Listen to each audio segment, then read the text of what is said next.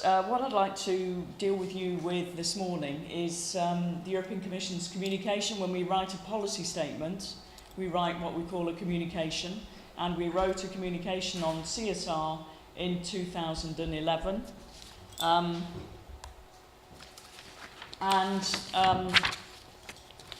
First of all, to give you a bit of background, we wrote a previous communication in 2006.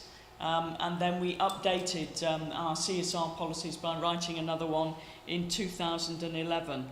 And what I'd like to do with this presentation is to paint the context for you for the communication, and then go into the different action areas that we've set ourselves and invited others to be involved in, and try to draw some parallels with the subject that we're dealing with today, and maybe some of your preoccupations that you've mentioned already this morning.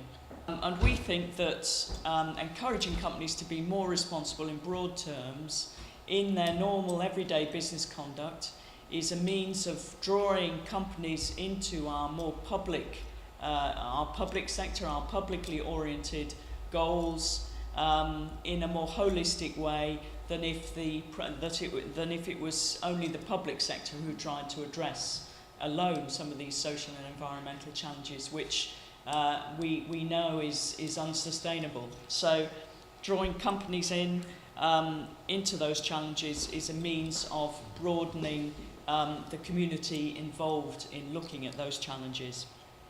And then also we feel that corporate social responsibility is a chance of new opportunities for companies, because we see profit seeking, of course, as being the nature of a company's aims and activities, but we would see that if they incorporate CSR thoughts and values into their business operations, then that can complement their profit-seeking objectives. It doesn't mean that the one is exclusive to the other. We do think that CSR activities can be very compatible and even enhancing the profit-seeking motive of companies. So why did we write a new communication on CSR? Well, we felt it was in the interests of enterprises. We're in the business of encouraging growth and competitiveness. And indeed, we linked to the previous point that we do feel that it can actively enhance competitiveness when companies are involved in CSR. It is a means of companies to anticipate future trends, anticipate future public policy issues, get ahead of the game.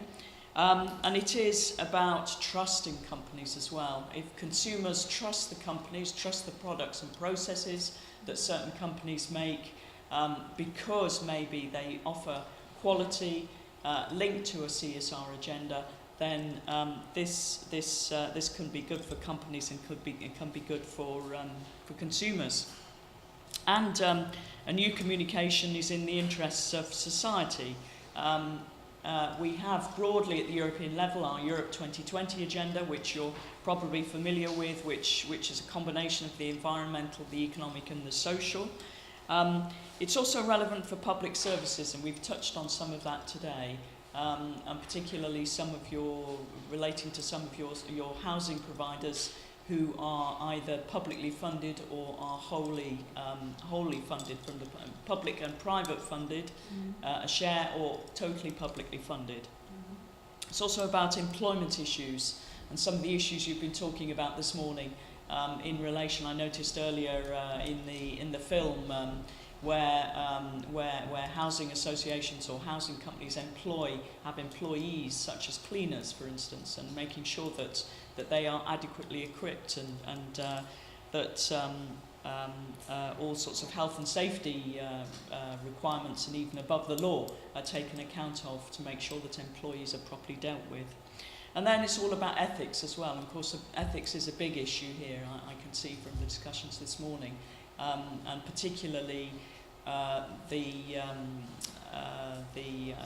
an example that comes to mind is the rise in rents that has taken place in many, certainly in cities, many big cities in the European Union, and the implications that has for affordability, and then the implications that has for companies who are trading in this area, and ethics questions around should they purely seek a market rate? Well, there has to be due attention to the market rate for a rent, for sure. But should they also take account of other preoccupations relating to the market as a whole, for instance, and their role, their potential role in ensuring that those who are in a position who are less able to afford housing, that they might not be in such a situation, in a situation such that the difficulties would become too much for them. So, I think housing companies, private enterprises particularly who own and rent housing, need to perhaps think more broadly in terms of the total public policy context when they are setting. I personally think there's room for that.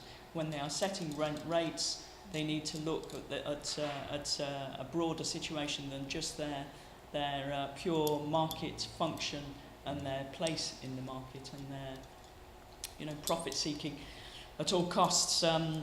If you're going to be a responsible company, then that does mean centralising corporate social responsibility at the centre of a company's activities.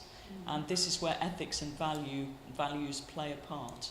And that should be imbued in all the enterprise's activities, which means, as I say, in my view, taking account of these broader societal aspects around affordable housing. And then respect for human rights. And again, a good example was mentioned this morning,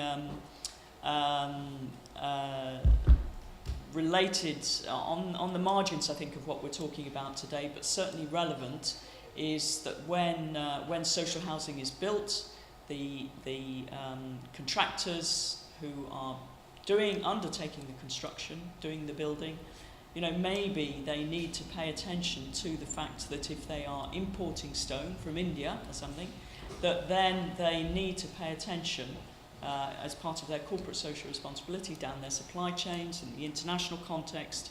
They need to pay attention to forced labour or child labour, or paying a living wage, making sure that employees in the developing country, the relevant country, have access to a trade union.